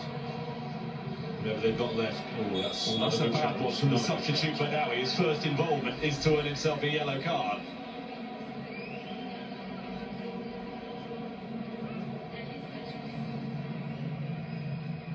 Do we give him the benefit of the doubt? Well, that's a player who wasn't quite up to the tempo of the game as he takes out Granit Xhaka. We might have to do it, but the referee one, in truth, is not as bad as it first looks. Just catch him a little bit with his stamina. In fact, Xhaka, partly his follow through or just the momentum taking his body through, that's not that bad. Painful for Xhaka, but nothing more than a yellow card. The one VAR intervening on that one, that wouldn't be a good look for me. For Aaron Balogun, I think got harshly dealt with in the US game against Bosnia. Yeah, that was an unlucky one, however nasty it was for his opponent. Hicham Badawi has not touched the ball yet, but he has had a very forceful touch of Granit Xhaka's shin.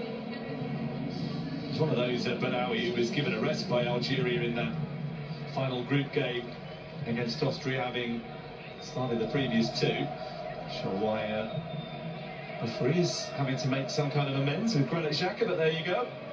On the occasion of his 150th international cap, a decade and a half of service for Switzerland.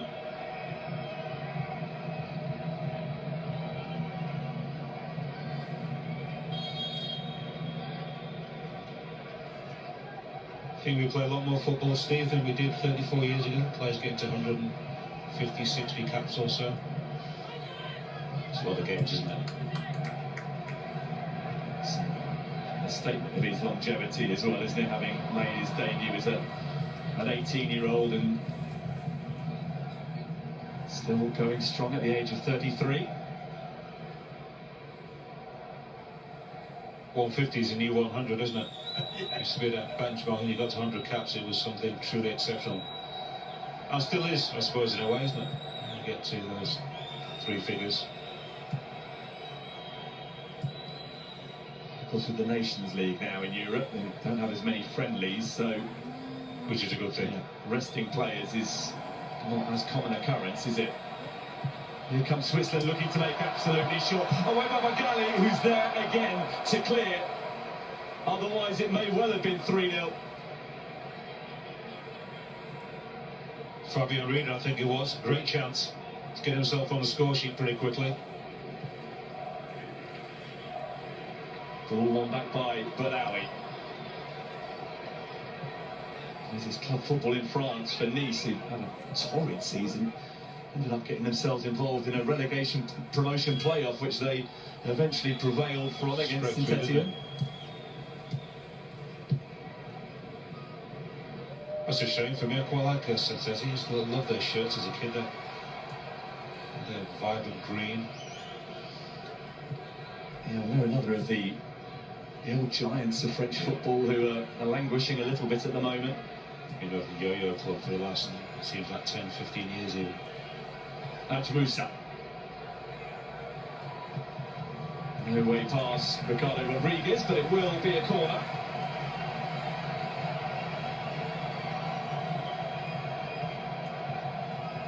Fresh legs, new hope for Algeria. But they need something very, very quickly.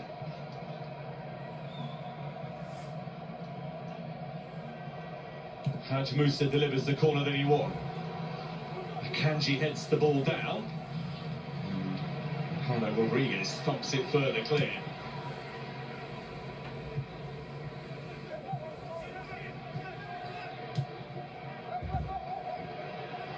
Musa. Dealt with by Rodriguez, and Vargas just brings a moment of serenity to a little flurry of chaos. And now Vida took the ball nicely enough and wasn't too far away from threading it through to Mbolo. Mondi intercepts. Great timing of the slide. He went to ground and had to take it cleanly, and he did. Here's Anguini. There just wasn't enough urgency at all in the beginning of this second half. Not much in the first, but they were only 1 goal behind, and she had forced the hand of Petrovic to make the substitutions. They need a few minutes now to get up to speed. Musa. One player they had in the box is Musa brought himself back onto his left foot. Well, it was a nice idea in principle from Hadjam, but his effort is well off target.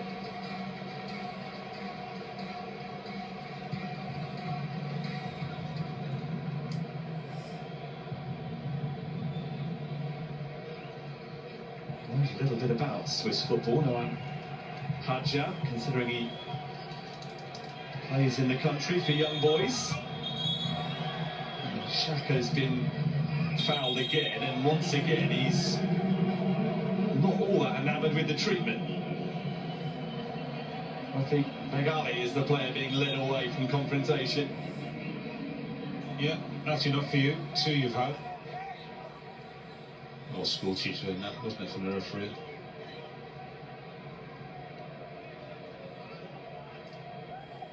Had an awful lot, has he, the Argentine official, Joao Falcon Perez, to get animated about? Well, these days, Granit Xhaka keeps his composure, doesn't he? It's very rare for him to get involved with too many histrionics. Things he was guilty of too often as an Arsenal player. Calmed down once he left Arsenal to go on that Leverkusen. He was a model of professionalism, let's put it that way. Rida. Chased down by Ndoye. What's his ambition here? What are the Swiss motivations with 12 minutes and stoppage time remaining? Ricardo Rodriguez beyond the reach of Okafor. And then goes sliding in on Bergali, who's dished a bit out and was then on the receiving end. And then Xhaka challenging Maza.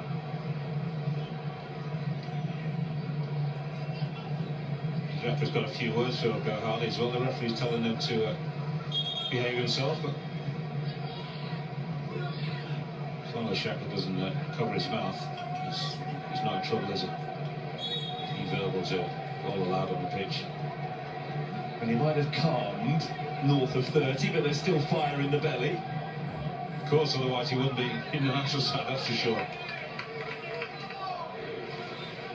Subject of interest from Chelsea, if we're to believe reports.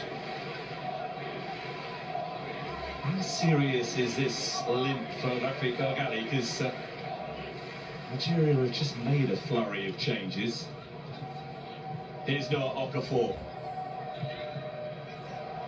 Rida. Ndoye. Mbolo. That's going to look. Nice enough up until the shot. Yeah.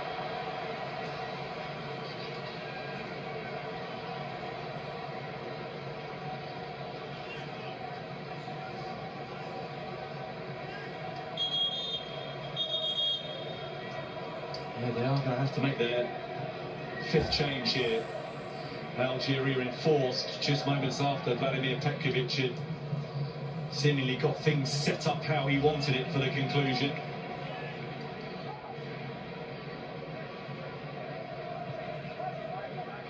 And here's Ricardo Rodriguez. Bit of minus the Swiss walking pace.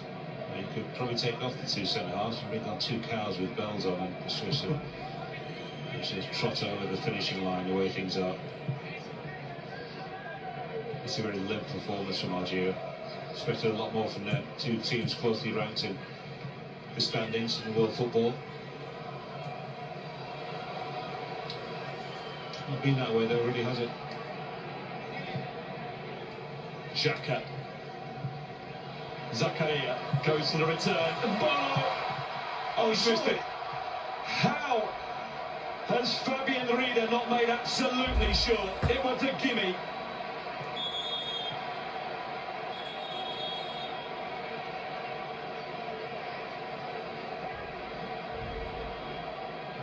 Well, I'd love to say that I've never seen that boot before, but we have, haven't we? It comes off the heel, and that's the reason it just goes back into the body. And Zidane is credited with a save, but in truth, yeah, comes off the heel. That was a golden opportunity. It's an absolute sitter. Momentary lack of concentration, a little bit too casual, thinking the goal is mine before it's hit the back of the net. He may never get another chance at this level. A moment of glory presented itself for a player who's never scored a competitive goal for Switzerland. Saw his name up in lights.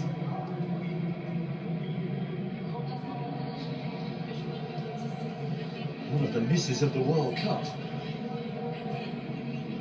Adil Bulbina is the one who has come on for the stricken Rafik Bergali. That is not a change that Algeria wanted to make, but it's one that has been required of them. And now Breel Mbolo is being withdrawn. There's a shoulder card there in the process of coming off. It was he who capitalised on the brilliance of Manzambi to put Switzerland in front on 10 minutes. And from that point on, they've not really ever looked like relinquishing their lead in the game. In fact, they've extended it. Yeah, big moment for Mbolo. The only real thing he's done of note throughout the match so far, but he won't mind too much. Big goal to send his, or help send his nation, he would hope, into the round of 16. Burnley's Zeki Amdouni, by the way, is the one who has come on for Mbolo.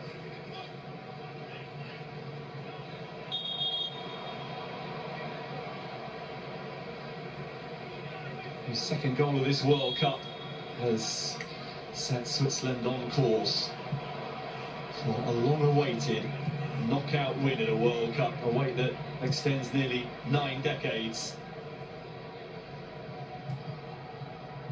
Pensavaini. Maza. It's a bit harsh you keep saying that, Steve.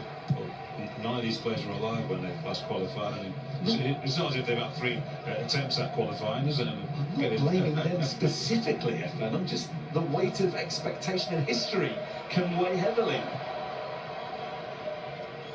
I hear you.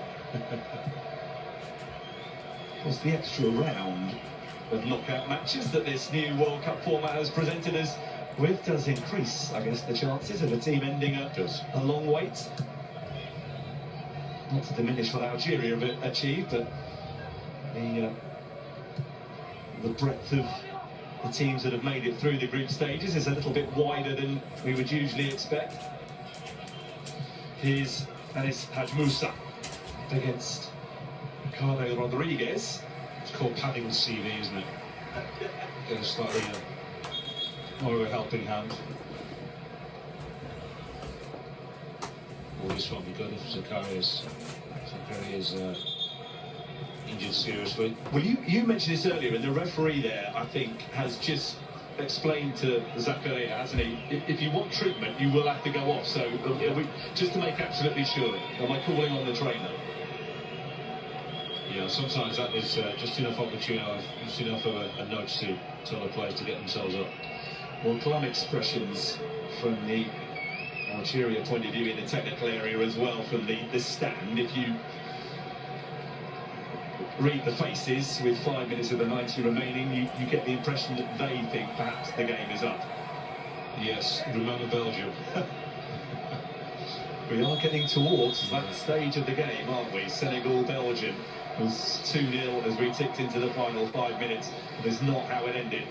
And very much like this, in fact, the Senegalese were perhaps even more on top in that game, had the more chances, looked at by far the superior side. Indeed they were, but we know the match doesn't last 85 minutes. Sometimes it doesn't last 93 or 95. Had about 120, didn't we, in the Portugal-Croatia match earlier on. The second half would never end.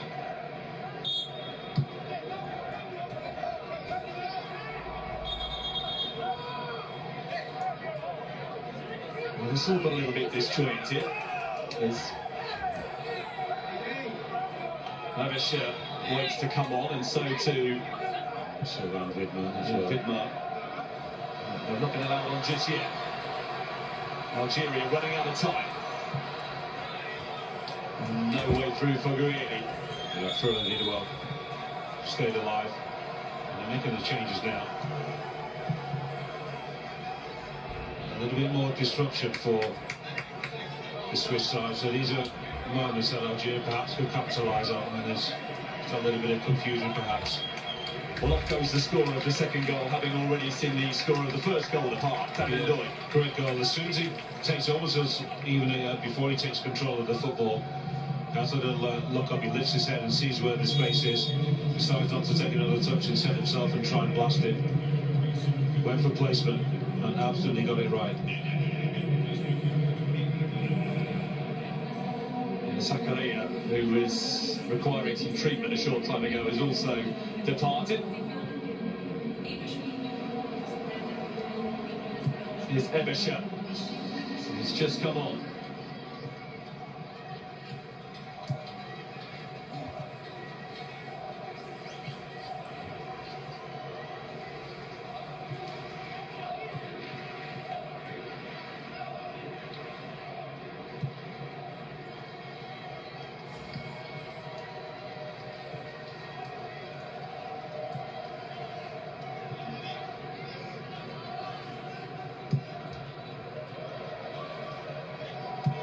Now or never, surely, for Algeria to make things interesting. Haj Moussa. It's curled it in nicely enough. Curled it in so nicely, in fact, that Gregor Kobel wasn't entirely convinced it wasn't bending on target. He just leave the ball, surely. Or maybe offside flag would save him. Well, it's been deemed that Was interfering with the goalkeepers. became active the minute that the goalkeeper had a decision to make. Oh, well, yeah. to you, Steve. A bit of a let-off perhaps there for Switzerland in terms of not conceding a corner.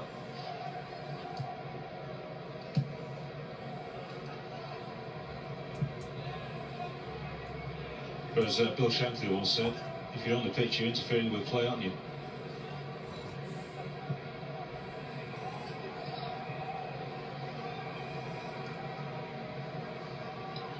Well, you certainly should be, otherwise I'm taking you off.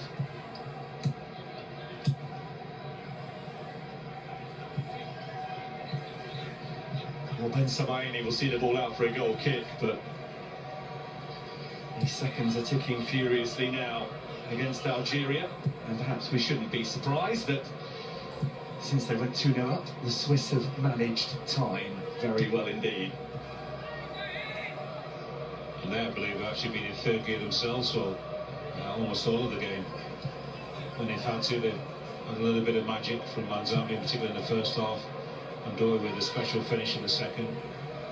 The influence and control of Fröhler and Xhaka in the middle of the park.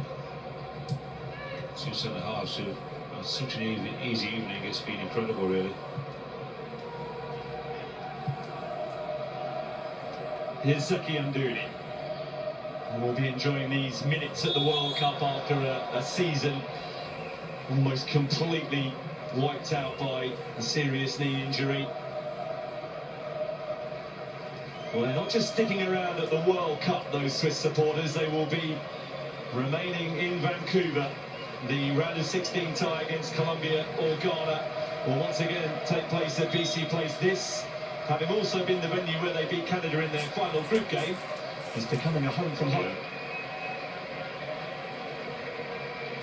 Murat Yakin has been able to make substitutions based on level of performance, which has been high from his players, but making sure that anybody struggling injury-wise can take them off, changing the balance so they're not overly exposed defensively in the middle of the park. Reason why Manzambi was taken off quite a long time ago now, it seems. Haj Musa with 6 minutes of stoppage time to be played through. Good defend. There's no way through. Ricardo Rodriguez for Anis Haj Musa. Not been a high-tempo game. The players won't be overly worked. A little bit fresher than perhaps he thought they might be at the end of 90-plus minutes. He's got all 5 substitutions on. No requirement for a 6 because it doesn't look as if we're heading into extra time. What do you make of the fact that those supporters in Switzerland do get to keep things simple, stay where they are, travel logistics for a lot of nations? Rida and Ben Sebaini just getting themselves involved in a confrontation that's seen in favour of Algeria. Very fortunate, aren't they? You know that they'll play another match at this venue. They won't be travelling. They're not sure where the Swiss base is, but they'll be happy that they'll be back in familiar surroundings for the next game.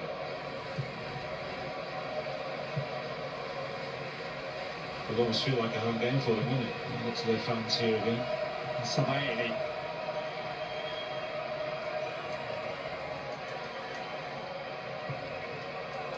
Bulgina. Chance for a late goal. Would have been Mazza unable to get his shot away. And then free kick conceded by Aït-Nouri.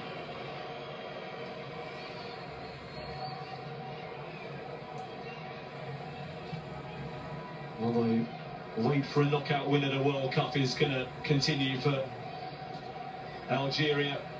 This is their 5th World Cup experience. They've never managed to win a game when it's win or go home. And they are going home once we've seen out the 6 minutes of stoppage time in Vancouver.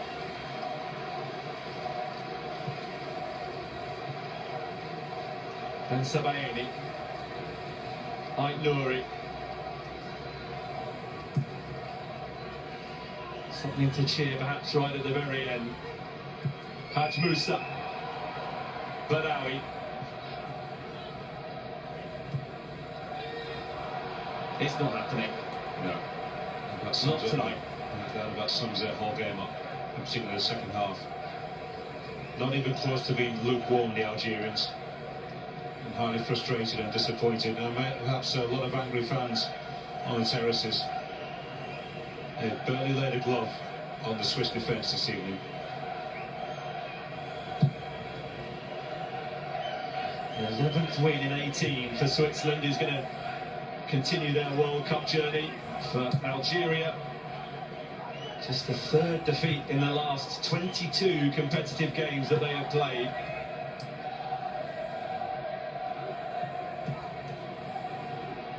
But in truth, not since the opening 5 minutes or so of Algeria really suggested that they were deserving of a place in the round of 16, and it's all been relatively straightforward for Switzerland. Going out with a whimper. Rodriguez. Sekian Douli. Goal kick. Great ball from Rodriguez. Just had a good left foot. I've actually seen himself in too many attacking positions so far. But we won't do now as we wind down to the final whistle. Mondi for Haj Moussa. Watched carefully by Widmer. Yeah. Does that not just sum up one team's evening? A foul throw right at the very end of the night, committed by Adil Boubina.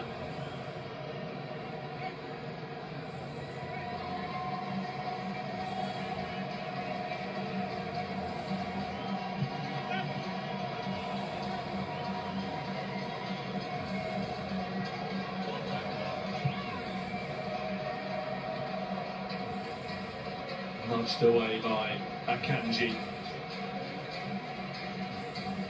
And Xhaka. Will be able to take his bin suit off now, Manuel Akanji.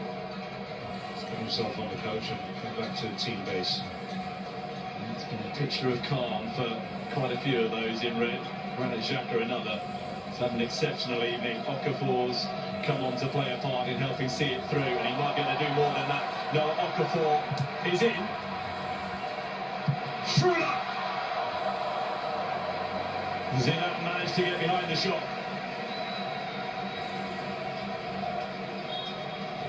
Yeah, Celtic got in the last moments. This was the last chance. Okafor will be disappointed. He doesn't open his body out and get a shot on target himself.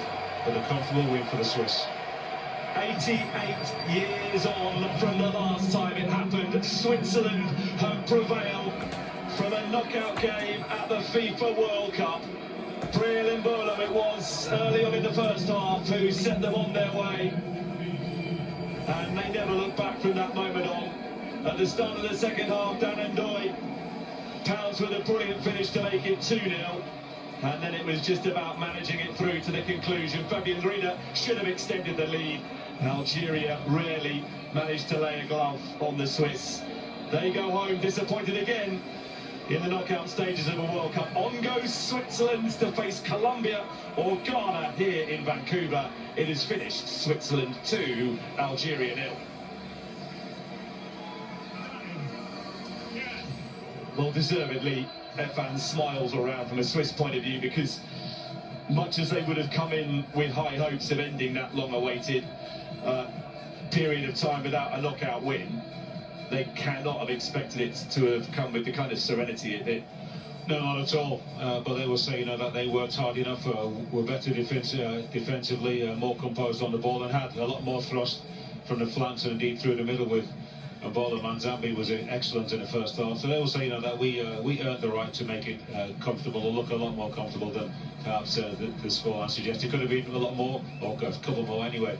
As you said, really with a great chance to make it through. That would have perhaps have given the scoreline a more accurate reflection. I'm just super disappointed with Algeria. Mahrez's last World Cup, you'd imagine. Xhaka may get one more, who knows, even two. Players are playing into their 40s these days.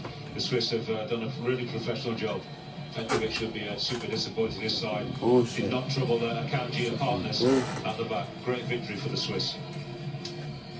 Well, the key detail are the two goals scored by Mbolo and Ndoye. Other than that, it was pretty even, but as you can tell from the expected goals, the quality of the chance that came the way of Switzerland far exceeded anything that Algeria were able to create. Yeah, you know, the urgency and just the skill and quality level in the final third. When the game was a little bit open in that first half, there were some gaps that appeared. It was always a Swiss player in particular charging through the middle of the park. They're the ones who looked as if they had the greater determination and belief. And as a result of that, two sides who play similar kind of football on two different continents for most of the year, and over the years, of course, you thought that perhaps they could cancel themselves out. That wasn't the case. We had two great goals, which is, of course, fantastic for us to see. And this was